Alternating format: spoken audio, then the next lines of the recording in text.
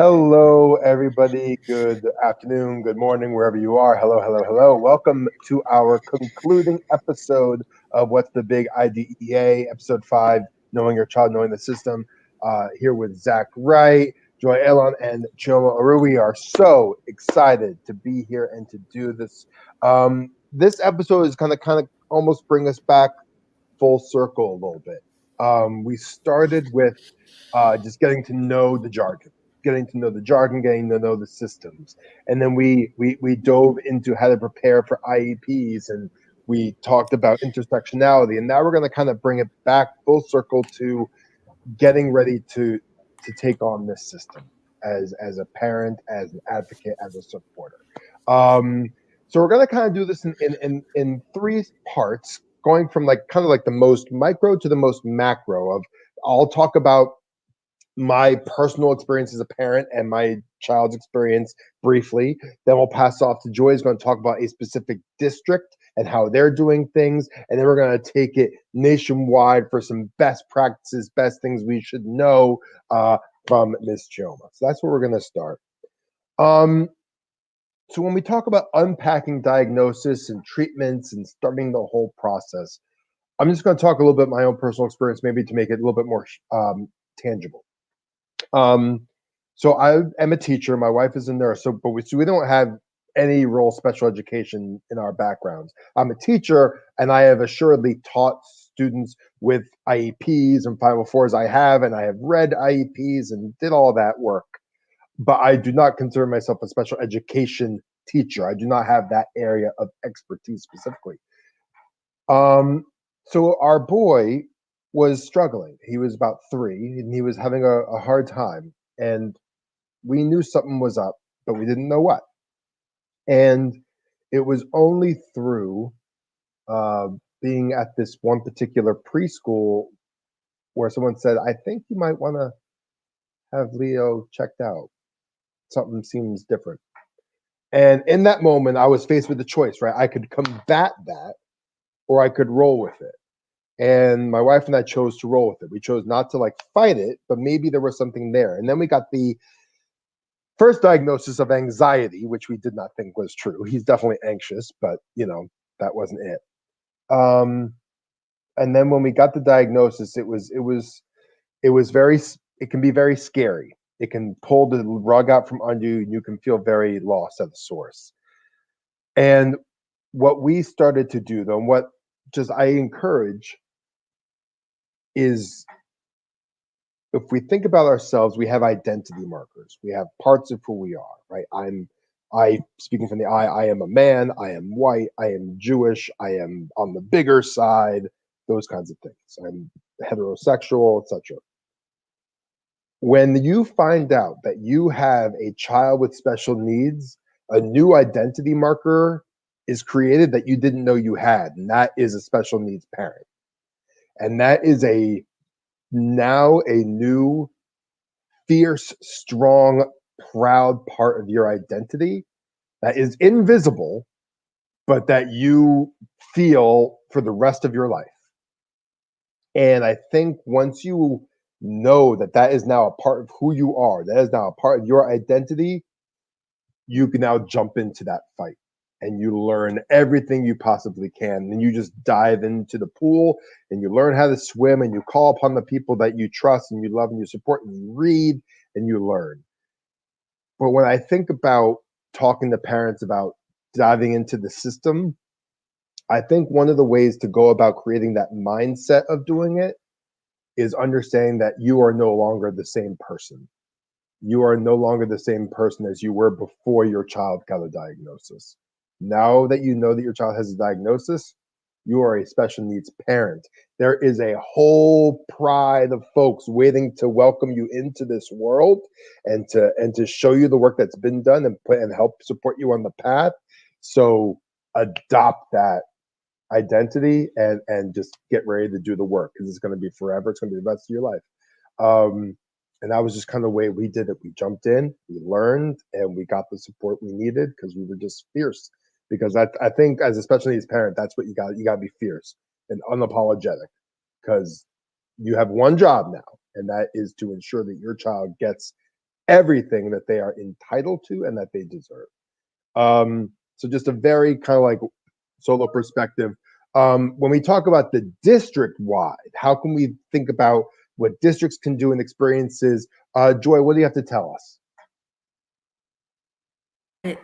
Hey, so I want to share my experiences growing up. So for me, from a hard of hearing perspective, growing up with a heart with a hearing loss, um, the accommodations are different back then. Where I had an IEP, that which we talked about in previous episodes, and because of we have different special ed programs depending on the disability. So I was in a deaf hard of hearing special ed program. However, I was mainstream in a regular classroom with assistive listening devices, and later on I got a sign language interpreter when I was completely mainstream for a time. So if you're not sure, special ed classroom back then, you would just stay with the teacher who specialized in that particular disability. And so, fortunately, well, I wouldn't say fortunately, but I was advanced than my classmates that they put me in a regular classroom for other subjects. So that's mainstream, where in the IEP, the student may be integrated in another regular classroom with academic support. Um, for the class, whether it could be PE, math, reading, writing, that's that part. However, um, I would be what you would call fully inclusion, where I was just fully mainstream and I just had a sign language interpreter in Berkeley, after I graduated from school and everything, I went back to work as a special ed instructional assistant. And in Berkeley, I thought I was just going to be working in a regular special ed classroom because that's from my experience growing up. But I did not know when I started working there in 2015, they had a full inclusion model, where that means a student with in special ed or IEP, they would be in a regular classroom all day and they would be provided with one-on-one support. And that was my job, was to support the student one-on-one, assist the teacher with the regular teacher, and then also give an update to the special ed specialist how the students were doing. My job was to provide that support. So if I worked with a student who was autistic, who had autism, my job was to give them breaks and take them outside, so they can do their breaks, or accompany them to speech therapy and other services. So Berkeley has had a full inclusion model. They've done research where they don't want to make the student feel isolated or feel different. However, it's still up to the parents, I want to say, to do their research, because some students that I worked with felt the pressure, where they knew they weren't on the same level academically as the other students who were in the same grade as them. They knew that their work was a little below the rest of the class, and they didn't like that. So some students were able to communicate how they felt, and some, they, they weren't able to express that. So it's important to explore all your options. Full inclusion could be wonderful if your child is able to, just be a part of the regular classroom and everything else. But in some ways, sometimes they want to be with other students who have similar disabilities as them, and they have that space where they feel comfortable.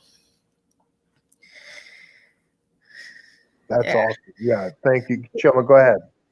Yeah, I mean, I so much in what I'm picking up from the two of you, especially Joy, that I almost feel like you have an advantage in a certain way, having grown up as a self advocate, in supporting, your child to be a self advocate for herself. My perspective has just been that, you know, being a parent of a child with a disability, it's a very personal journey. It's a very personal experience with a lot of political consequence, right? So, like who you are, your identity, your cultures, your background, your location. So when I was pregnant, I mean, I have two sons with disabilities with autism, and they're not twins. So that means that they're 2.5 years apart. So that means that I kind of went through just that diagnosis process, Zach, that you mentioned. Like that is like for me as well. I resonate with that is a very definitive moment when you get that diagnosis. It really does do a lot to help the process, but it can also come with trauma too, especially when you don't know what to do and how to do it. I was a graduate student, at the time, when I had both my sons in graduate school. So, I felt as though, that I thought I understood what was happening. They both had very normal pregnancies. I, so-called normal, right? Like even the concept of normal has to change, right? Like concept of intelligence has to change. Concept of rights has had to change. So I feel like I've had to bend many more mental models because I grew up with a lot of implicit bias. And I did grow up as a sibling. My brother has schizophrenia. So I understand what it is as a parent. I understand what it is as a sibling. And I do understand what it is to be a self advocate because as an adult, I still have to, advocate for my mental health supports because there's a very rough part of my mothering journey where I literally had a breakdown. And it's really important um, to recognize that there's a lot of stress, a lot of trauma, and some of it isn't just about bias. Some of it is just about what's going on with you, mom, dad, caretaker, grandma, if you ended up right. And that it's really important that we take care of ourselves so we can show up. And that if I'm dealing with ableism within myself, then I'm much more equipped to show up for my kids. And that's that's the story of my journey. And I feel like if we're talking about states and we're talking about systems, I mean, I was in grad school for international relations. I was working on my PhD in political science. I was like well, I wasn't so laser focused. I got pregnant twice, but I was as focused as I could be on the subject matter at hand around, international relations and the relationship between power blocks, which is pretty much what IR is. You just apply it globally, but like the relationships is everything in terms of keeping peace, in terms of fighting war. At the center of that thing with the parent and the child is a relationship with the parent and the child, with the co-parent, with all the other adults that help you with this child, with the system. The need for the system in your life is increased, and for colonized, oppressed people, that can be very complex and complicated. So in addition to culture being a barrier, we also have just the political reality of being disempowered. So welcoming government support or welcoming educational assistance or even financial assistance should one require, because it is disproportionately more expensive to raise a child with a disability. I think it's like $60,000 more expensive than the typically developing child to raise a child. And this is a spectrum, right? So the higher the need of the child, the higher the price tag goes up in terms of cost and care of a family. And this is just the economics of being in the disability community, however you show up there, as a self advocate, as a parent advocate, or anything in between. I wish that schools would do better in preparing. I wish that if there was an opportunity for me in high school to have taken a course on disability studies, I would have. I mean, or I should have. It should have been presented as an option, because I would have the journey of not having faced the world in the way my children will face the world. Is that if I wasn't already politicized in other ways and willing to allow my politics to translate to how I mother, the journey would have been 10 times harder. It would have taken me twice as long to come to terms with what my kids need. And it would have been 50 times, I would have blamed myself for every single problem I faced, instead of the system of care and how it's abandoned and abused people who need help. I wouldn't have been able to understand comprehensively what I was experiencing if I wasn't already deep in study of political systems and how they function and what a democratic government is supposed to do for its people. So studying it from a disability lens in school is, I wish we could push for that movement for social studies curricula to involve disability rights, right? But then in terms of just state relationships, like, we're also baked in the pie in the law. We're baked in the pie. The rights of a caretaker and the rights of a self-advocate are very clear in the Individuals with Disability Education Act. They are getting increasingly more clear in the Americans with Disabilities Act. I mean, we have a lot of laws on the books that support our advocacy, but it's very hard to implement. So I never even want to just say the victory stops there.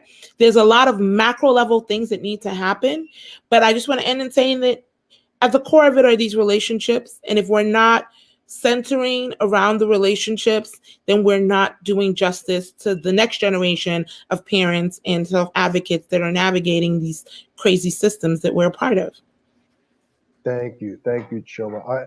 I have a question. In a moment, I'm going to ask both of you to talk about the differences between like home services and medical services and school services. I'm going to ask that in a moment. Going back to, because both, I think, or either all of us, I think, spoken at least a little bit about mainstream or inclusion or self-contained in some way, shape, or form. I remember when we were figuring out kindergarten, that was a huge question. What, not only where should he be placed, but also where do we want him to be placed? Is that the same thing? Do we want him where he's supposed to be? How do I figure this out? Can both of you speak to that? Either what your general beliefs are, or how might a parent or guardian or caregiver go about thinking about those distinctions? Yeah, I can start. Unless Joy, you want to take it?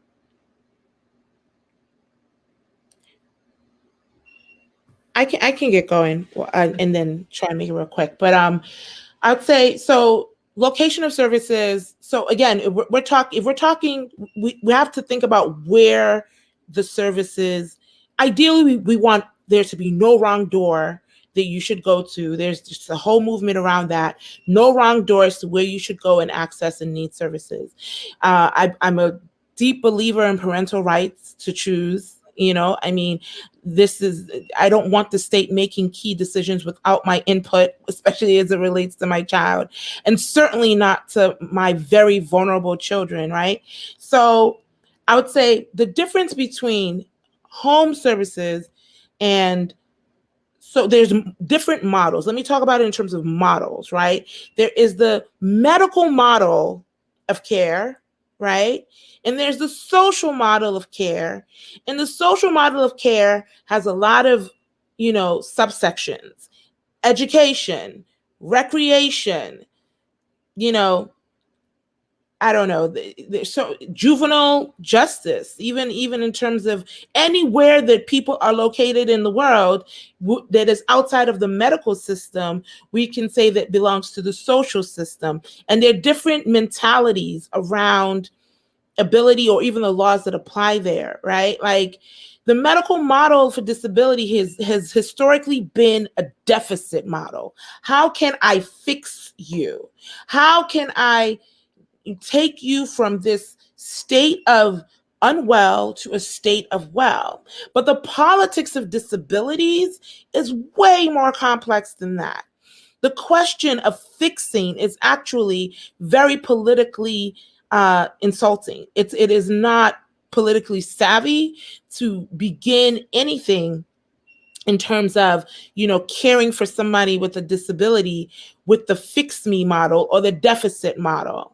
In terms of education is a hybrid system. It always has been. And I am an advocate for the hybrid between the medical model and the education system social model, because I think it'll help the medical model grow up and, become less baked with implicit bias. And obviously there are more civil rights protections in the social space, which is why disability rights has been what it's been, right? It's been mostly targeting the world, not so much the medical practices, even though they can get it too, and they should get it too, right? When a parent has a young child before the age of 3 years old, you have a lot more options in terms of centering your care, right? I didn't know as much then as I know now, again, to my own detriment, that I had way more power at a time, right? To say that my kid can receive care in his child development center, and I have the right to provide some other care in the home. I literally had both. I had somebody come in to do play therapy on the weekend when he had an IFSP, my oldest, when it was just, me, him, and his dad at that time. He had an IFSP. So the caretaker could come in the home and do play therapy with him. And when he went to school in his daycare center, in his child development center, he ended up, getting pull-out sessions for speech and OT. Those were his main needs. So when he turned 3 and he entered into the schools, it became less of those options. I didn't have a one location to help me figure out what I could get in the home and what I can get in the school. So the minute he went from an IFSP to IEP, it became just about the school. And I had to negotiate just for myself whatever else I couldn't get in the school. And that was trauma for me, because I lost a lot of support, a lot of help, and I wasn't eligible. There's all this money around Medicaid and eligibility, and I didn't know anything. I was literally thrown to the wolves, that so much so that I lost jobs. So I'd say when a family is contemplating location of services within the IDEA, it's the least restrictive environment. You do have options and choices, but if you are not educated and if you are not informed, you unfortunately can make a lot of mistakes as to where you locate your child, even within the school building. It is optional for your child to have a full-time IEP or not. Last thing I'm going to say is that I am teaching a course this semester at Howard University, and one of the things that I'm looking at is this book on anti-racism and the universal design for learning. It's very interesting read to talk about universal design of learning is really important, right? For inclusion, right? For where it shouldn't be this big pressure on the parent to decide, do I want my kid in a self-contained classroom? Do I want my kid in a general education classroom? If the system fixed itself so that my child can be educated no matter where in the building they sit, and that everywhere in the building should be an inclusive one, and that everywhere in the building should really be talking about the child's need and not just what their label identity is, then we would have much more sophisticated ways of dealing with oppression that shows up very well in schools that don't get unpacked. Last thing, I'm so sorry, is that I want to say that we keep talking about reopening schools and not reopening schools, and that argument seems to only come around COVID. I don't even want to see the schools reopen till you deal with a few things. Let me not say I don't want to see the schools reopen, but it's really important that they address critical things like the racism in the schools, right? And the ableism that's in the schools. That's what makes the decision of location so painful, is that it's informed with what is your child not going to get if they end up in X location and Y location and Z location. So I'll stop there. Hey, Chioma, you unpacked a lot.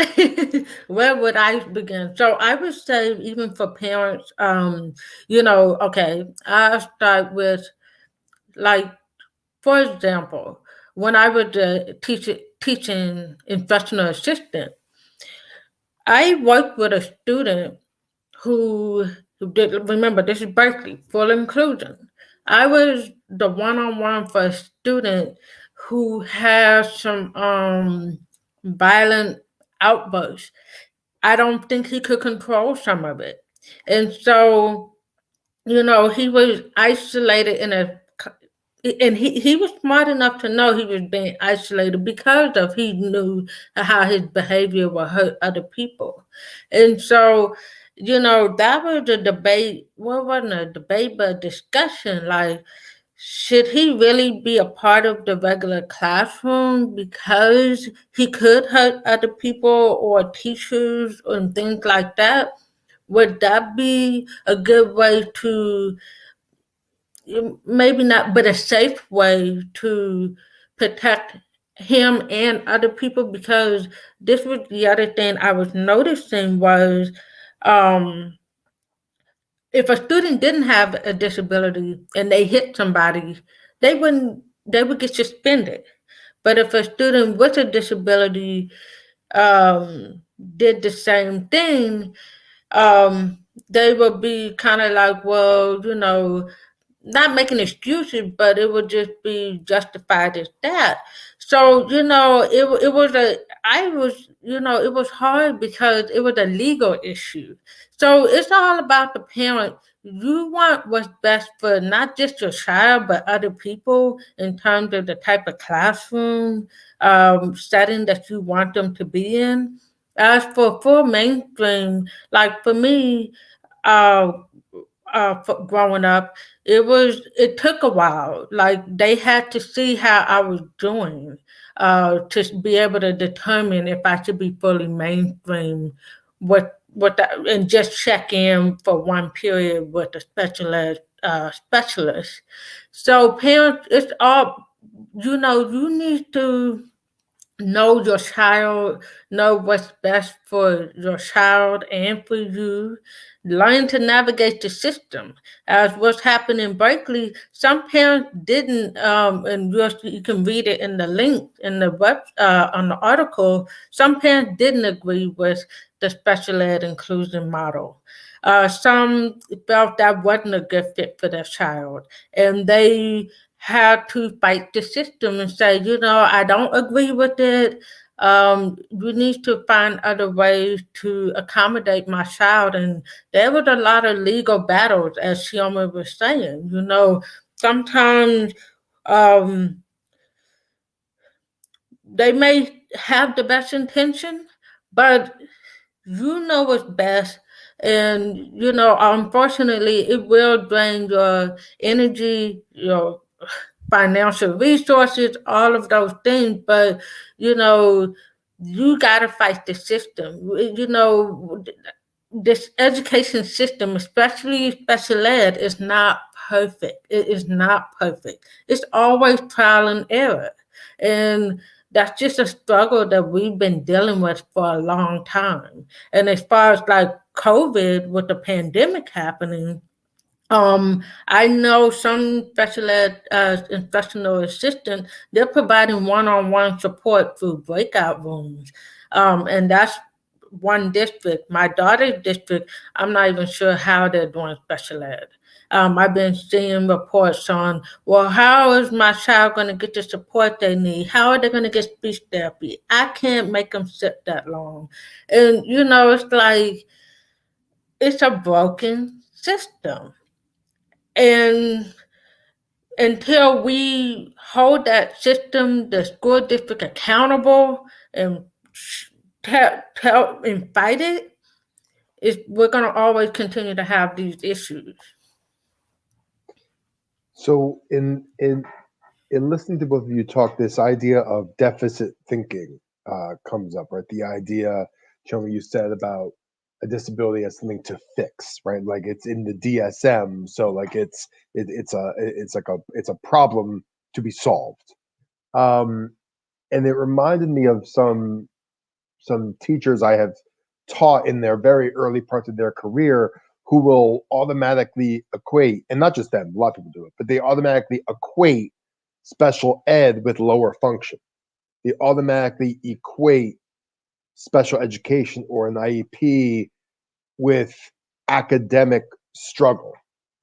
And as we know, like, that's false, right? That's incorrect. And it's amazing, like, the blessings that you're given. Like, I wouldn't have thought I would be a special education parent, but now I can turn to those teachers, and I do, and I say to them, well, so actually, so if you saw my boy's name on your IEP list and you assumed, oh, he's going to struggle academically, like, you would be wrong, like, wrong.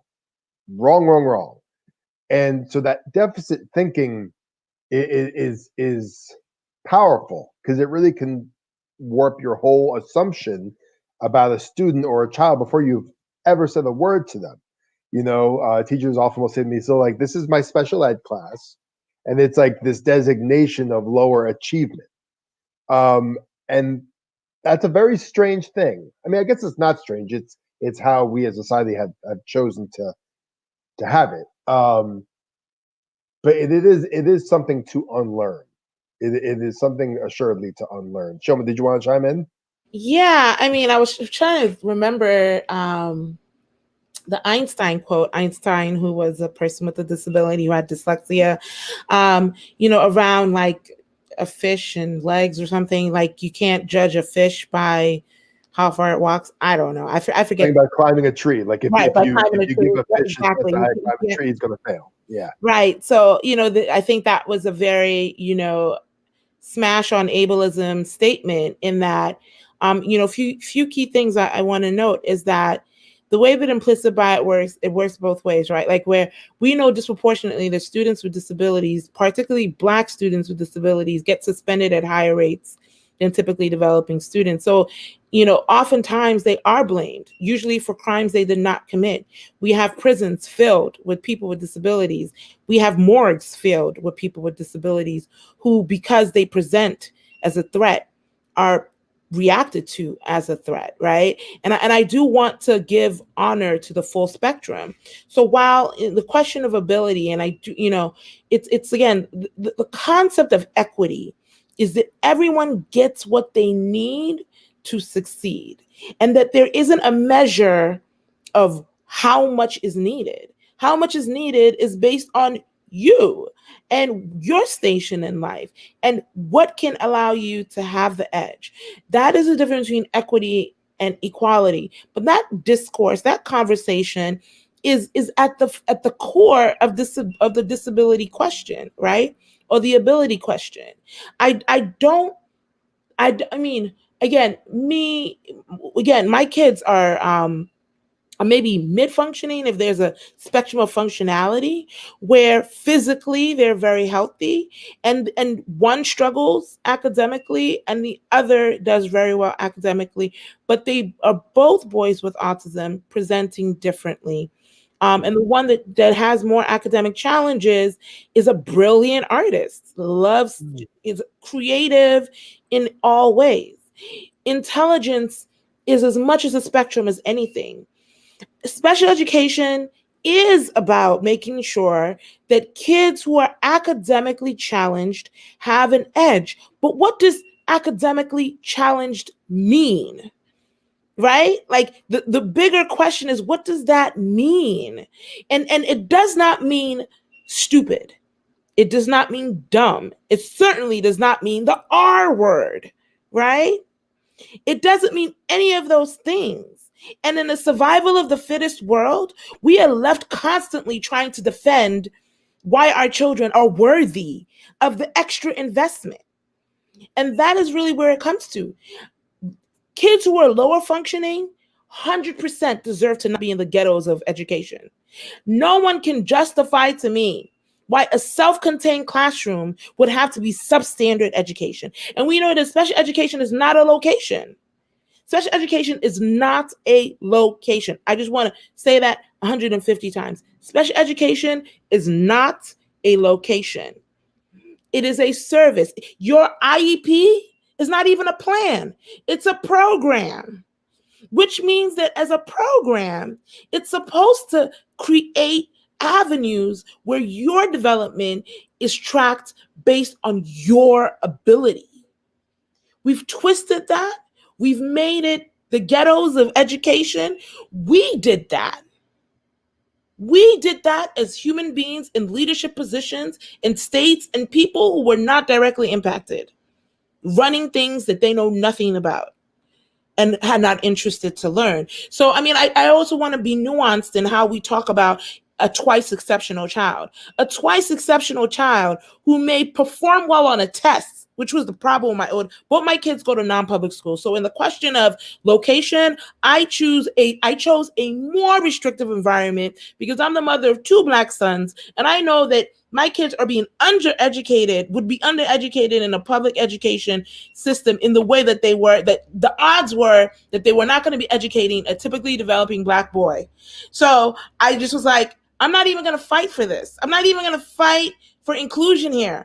I just want out to where my kids are going to get individualized attention. That was a personal decision.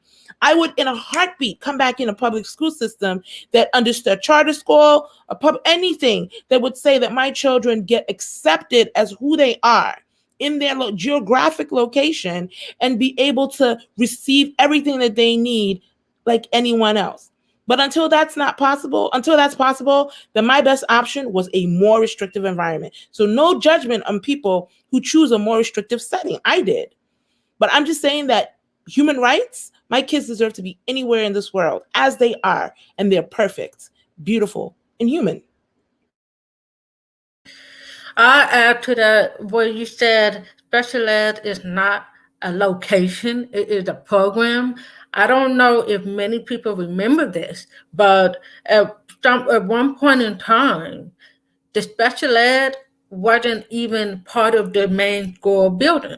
They were in the portables, or at least out here in the Bay Area, if I remember. I'm in San Francisco. They were in the portables.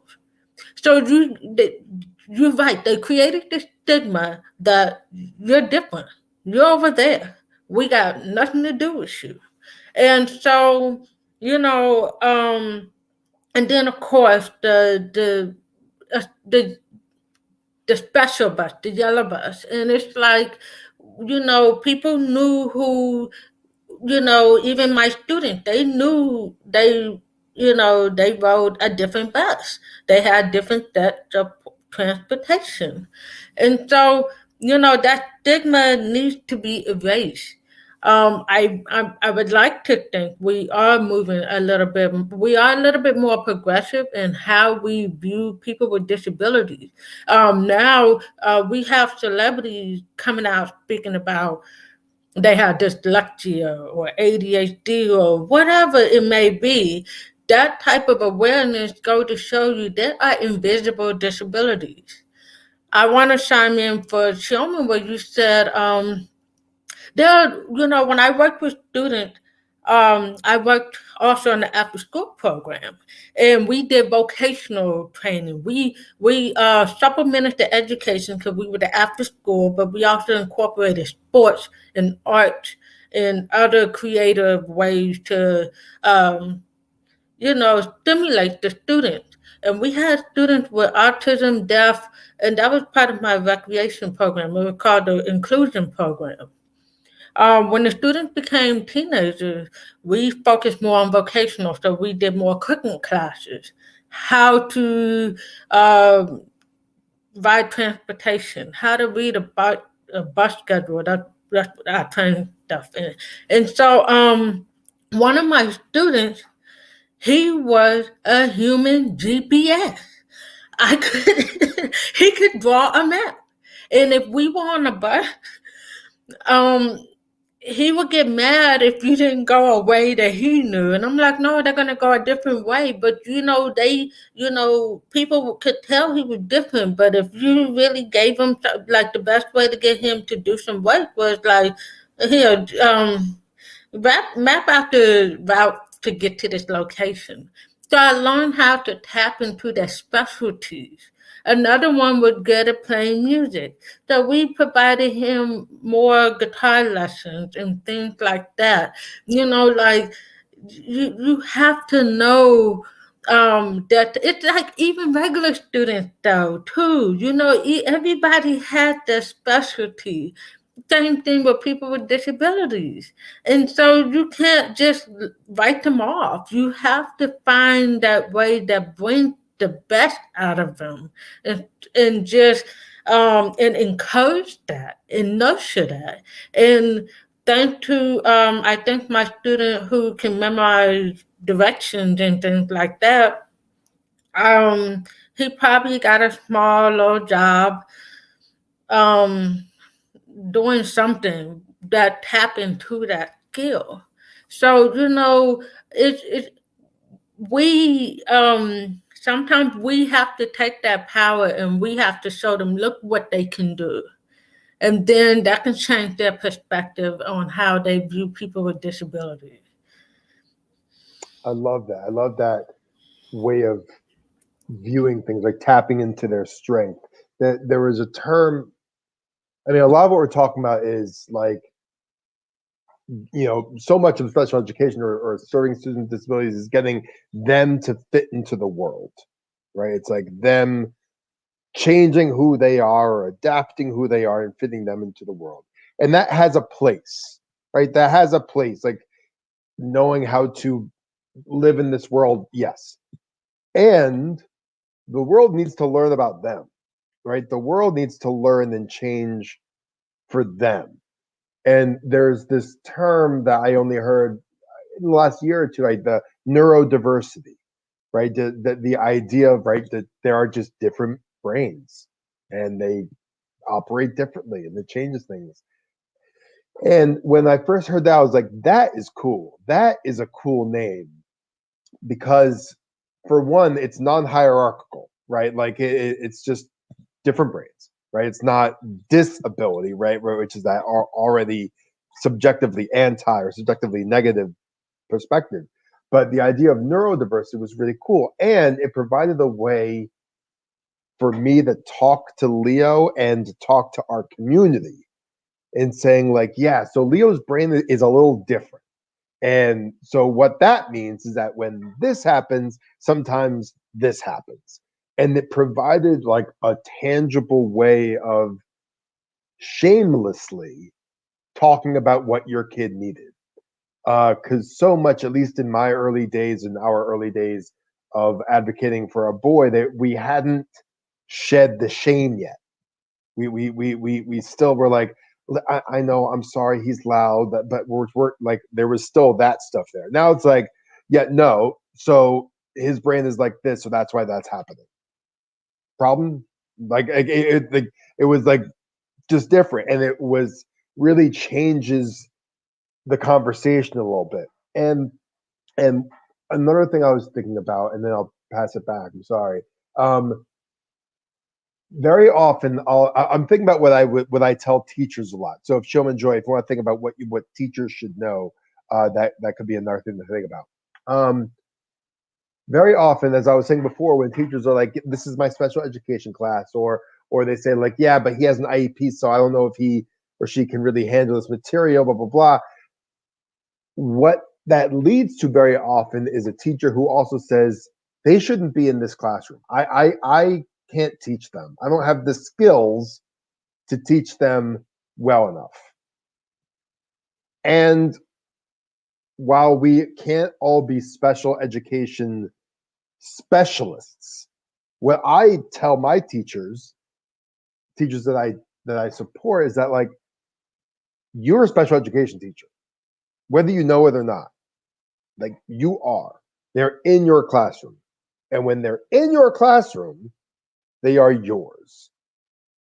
So it is our job to teach them. And it's not our job to teach them by giving them a dumber, like a dumbed down pedagogy.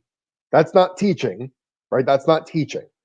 What we need to do is figure out where they are, what they need, and how to support them. Like, that's it. Just like you do for every other kid in this room, For every other kid in this room, you figure out where they are, what they need, and how to support them. Right? That's what you do for any student, regardless of whether they if they have an IEP or not. When they have the IEP in your room, it's like, all right, what is their program? Where are we? Where are they? What do they need? How can I help? Like, that's the same thing. So when I think about teachers, like, I'm not a special education teacher. Yes, you are. And you can do this because you do it for every other kid in your room anyway. Joy, you said you wanted to add? Yeah, that was one of the things also with the inclusion model was some of the teachers, some were older too, they were old fashioned. I said, you are in a sense a special ed teacher because you have to adapt your curriculum for the student. I think moving forward, I don't know how this will work, and I guess this depends on location, but I don't, and I'm not sure if this is mandatory, but regular teachers should be required to take at least one semester of special ed studies, something. That way they can go in a little bit more informed when because you don't know where you could work. And so it's better to come equipped than to just be thrown in and then you, you make assumptions. And you're already a teacher and it's already hard enough, but now you could lower someone's self-esteem or the way they feel about themselves because you're not confident in your ability to teach them. So I think that there needs to be an added studies. Although they're gonna be like, I don't want no more classes, but that would make you a better and stronger teacher for all kinds of people. And if you're equipped with that, then you should be able to teach anybody, regardless of their background. Yeah, I don't think that's in the teaching pedagogy that we go through that I teach. Within it are a couple of specific isolated like class sessions, but I think the philosophies kind of undergird all of it. Like at all times, you are figuring out where they are, what they need, and how to support. Right, you're always coming back to that. Chioma, what did you want to add? Yeah, so listening to what both of you are saying is really exciting, right? What happens? I think that, I just want to give a shout out to a couple of entities. One, I've done a lot of work with the Parent Training and Information Center here in DC. Shout out to Advocates for Justice and Education. We literally worked last year to roll out a program of parent ambassadors who are targeting early childhood, right? Knowing though, but these are parents who are navigating the system throughout. One of the moms in there is a special educator, or she went to school for education. She studied education, and her sharing her experience with the curriculum in higher ed, getting, whether you're getting a bachelor's or a master's or whatever the situation, or ED or whatever, that the curriculum is lacking, on whole, in terms of, you went to school, Zach, to study to be a teacher. You can testify as much as the other mom can too. Like, how many of your classes in learning to become a teacher talked about anything? Forget curriculum, just the identity of your student population. And that goes beyond disability. That's so much of your students' identities. And so I think there is, I know for sure, I've been definitely a part. I also want to give a shout out to groups like DEC, Division of Early Childhood, ECPC, Early Childhood Personnel Committee. I think why early childhood is so important in a disability question or in a special education question is how you start your journey is going to say a lot about how you navigate your journey, right? And even beyond even those entities, every state has a DD council. You have so many committed people on so many levels. Our University Center of Excellence in Developmental Disabilities in DC is Georgetown University, and I've had so much honor to do so much work with them. In that I now serve on the advisory council for there and have for a minute. And I just want to say that there's so much opportunity and so many options to increase in your knowledge of disabilities. There's no excuse. Even though I know it's inaccessible, even though I know no one is presenting you as an option, if you're not living in this alternative universe that we live in, that is happening in real time. People can tune out of disabilities because if you're not directly impacted, you can literally phase out. But it's happening in real time. And so we have to do a lot more politically in creating those avenues. The reason why you can have a university center of excellence in developmental disability is because of federal law, right? Because the federal law requires, there are different statutes. There's the IDD Act, there is Social Security Act. There's so many things that are baked in healthcare and education, but truly we show up in more spaces. So I think for teachers, and I really actually want to work a lot more with medical students. I'm much more intrigued with the medical space at this point than the education space, especially in the age of COVID, right? Like where I think that we can start to look at education differently. Anyone that's ever fought against reorganizing how we think about education has to embrace that concept now. And we have to push it further, to push it in the directions that matter for our kids. Changing curriculum, making them safe spaces, school health, like where our kids can come to school and it not be an argument why you should be able to receive adequate health care while you're learning, because it's just as important as food. It's just as important as anything else, right? Like having access to the things that make you thrive in this world. So I think that if teachers can become true like advocates, I trust teachers that are advocates more than anyone else. A teacher that is not advocating out here in the streets, I don't trust you. That means that you are more likely to oppress my child in silence, or you don't necessarily have the agency to go hard for my child. So it may not be malicious, but it's still not what I need. It's not what my family needs or any other family that I may support. And you got to study. You can't just be an advocate by rah-rahing. You have to study. Like I said, I have studied. I continue to study. Study is my mission, right? In terms of understanding a world for my children that I will never walk in their shoes, even though I'm catching bullets that were meant for them. And it's a whole year of stories to get into what that means, catching bullets for my kids. It's been a hard road. It's not been an easy road. Now we're running short on time, as always seems to happen. So in a moment, we're going to give our last words of advice or encouragement to families. First, though, I want us to think about one change we'd like to see. One change we would like to see in the world of special education, in the world of education, in the world of serving people with disabilities, whatever the case may be. But what is a change, like a tangible change that you want to see come up? And if y'all need time, I can go, but I also want to decenter my voice. So I'll give y'all some think time. I'll give y'all some think time. The thing I want to see changed is, I find that the only people who say it's not really all about the resources are the people with the resources.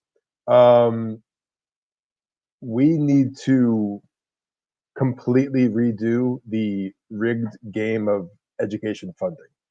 To me, right now, as you said, Chioma, earlier, it costs significantly more, or maybe it was Joy, it costs significantly more to educate a person with disabilities than not.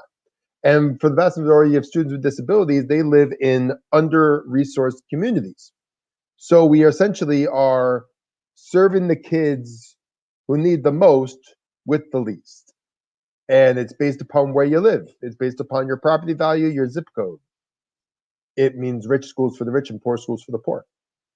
And all schools need to be equitably and rigorously funded. Now, I've heard that there is some talk, or maybe like but like there is no federal constitutional amendment to a quality education.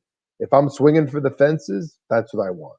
I want a federally guaranteed constitutional amendment to a right to a quality education. Because when that's on the books, then we can make states step up. But as long as we have like a 50 piecemeal system with 50 funding formulas, the only thing they have in common is the fact that they oppress and they under resource. We need to get rid of that. So that's my job. That's mine. Yeah, I think it's hilarious. Yeah, the only thing they have in common is they oppress. I mean, it's so sad. It's so true, right? I'll go and say that I want to, agree. I think that fully funding the IDEA has to be a charge. Like, we have to go hard in these next 4 years around that question. We know that, there's so much going on in terms of, COVID and crisis. We are not being even accounted for, even in those kinds of conversations. So whether it's fully funding the IDEA, which I think is extremely important, its next chapter for education, states should be held more accountable. And I'm not letting them off the hook. They're accountable today, but I know they would do a lot better if they got, a greater federal allotment in order to implement some of these programs that our children deserve, and all children deserve. So that would be my main thing. I mean, outside of again, creating anti-racist schools. I mean, because again, racism is really a statement of all other kind of prejudice you're going to see in the environment, and that there are Black kids with disability identities. And so if you deal with the racism, you have to deal with them in the midst of that question. So Black and brown kids and other kids, BIPOC kids. So that's where I'm at. Those two things. Mine is probably a little bit different. It's always been my idea. I want more funding toward education, just period. Whether it's the teachers, special ed, services for children, I just want more funding because it really bothers me that teachers, educators go through so much schooling and they don't get paid nearly as high as maybe doctors and lawyers. I just want more funding so that way teachers can feel appreciated for their service. And then students, have all the supplies that they need. And then for special ed, if you have more funding, you are able to get more services for those children in schools. And it's a big problem that needs fixing. I just want more funding going to education. Stop taking our funding away and putting it to I don't know what else. But I just want more funding for education. Yes, absolutely. That is definitely a truth. So we've reached the end of our series. Wow, it's been a journey together, which was so much fun. It was the first of any of these I'd ever really have done a bit of part, so I've learned so much. Well, I mean, I do want to give a plug that on the Citizen Ed platform, and I'd love to have you guys on, as guests as well, wherever we go, and to collaborate again on other things. But we do have We the Motherhood, which is a show of moms of kids with not just Black moms, but the lead hosts, myself and 3 other sisters in DC, are moms of kids with disabilities. We have informal conversations, and Pat Down 202. So as part of the work we do in Brightbeam is we're literally patting them down here in the city and ensuring that, our voices get heard, that we're not just objectified. And we know that there's 1,050 things going on in every location where you guys are at and everywhere else. Our parents are one thing. Our parents of kids with disabilities are in the front of every advocacy campaign, whether or not they got a kid with a disability at home or not. If they're out in the streets for their kids, trust me, there's a reason. And our parents are everywhere, and I love our parents. I go hard for our parents. I'm given life. I was given new life by our parents. So, yeah, the struggle continues. La lucha continúa. Thank you all so much, Thank Joy you. and Chioma. It's been such a pleasure. We won't be strangers. We'll see each other again. Yes, and please tune into the earlier episodes for more information. Absolutely. Always. Oh, yes. And you can always connect with us if there are any questions or anything you need. I think you see our Twitter handles there. That's probably the best way to do it. So if there are any questions, feel free to reach out.